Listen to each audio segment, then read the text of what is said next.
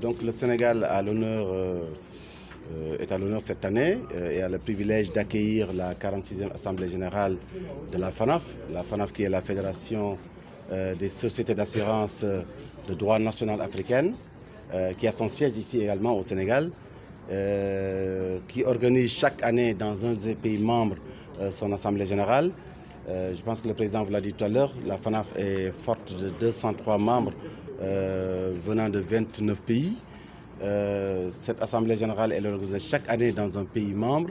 La dernière remonte en 2020 et c'était à Libreville.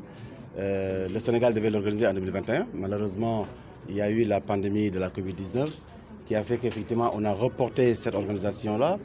On devrait faire ça au mois de février 2022. La pandémie est toujours là et finalement on l'a reporté jusqu'au mois de mai.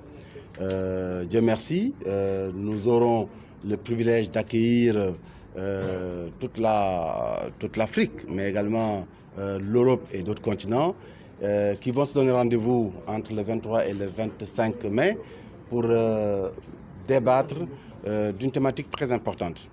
Les risques systémiques, assurance et résilience.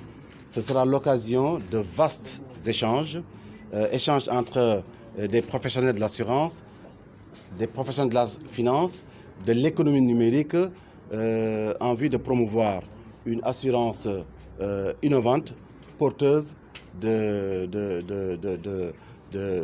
développement, mais également de croissance, j'allais dire, mais également facteur de résilience dans un contexte d'émergence de risques systémiques.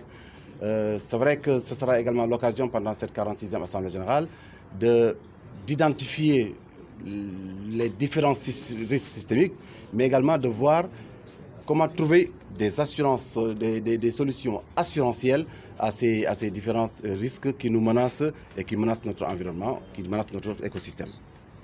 Et avec la crise, comment se porte l'assurance exactement?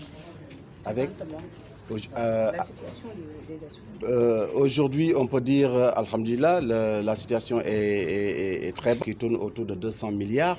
Mais je ne voudrais pas que vous vous focalisiez sur le chiffre d'affaires. Il faut voir également que derrière ce chiffre d'affaires, il y a aussi autre chose. Il faut voir les risques, les sinistres qui sont payés chaque année. Plus de 60 milliards, je pense que quelqu'un l'a posé tout à l'heure, a posé la question, parce que les gens n'ont toujours pas cette culture de l'assurance.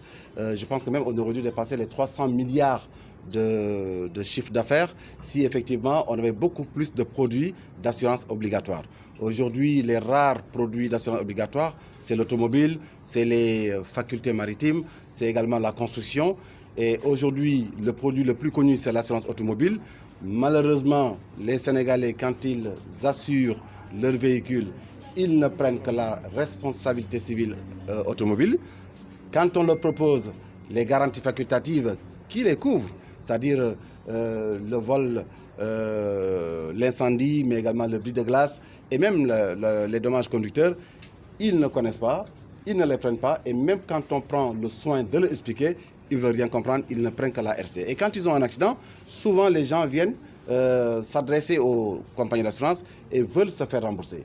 Mais vous comprendrez aisément que les assureurs ne sont pas des philanthropes, ils ont beau peut-être faire des efforts, intervenir dans la gestion de la solidarité nationale, mais ce qui n'est pas couvert, ils ne peuvent pas le prendre en charge. Et malheureusement, les gens ne s'assurent qu'en responsabilité civile, parce que c'est ça qui est obligatoire, c'est l'assurance basique, mais derrière, il y a d'autres garanties qui sont proposées, qui malheureusement sont peut-être méconnues du grand public, ou quand on leur explique, ils pensent que ce n'est pas très important. Alors aujourd'hui, l'assurance se porte bien, mais aurait dû se porter encore beaucoup plus, je veux dire en fait, meilleur qu'effectivement que cette situation-là, si effectivement il y avait beaucoup plus de produits d'assurance obligatoire au Sénégal.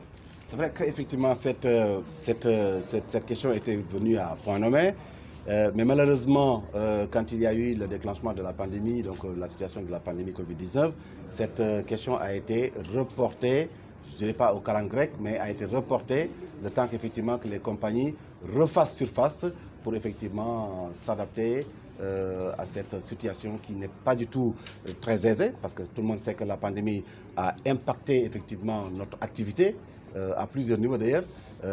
Mais aujourd'hui, je pense qu'en fait, le régulateur a dû repousser les délais pour peut-être en parler peut-être plus tard.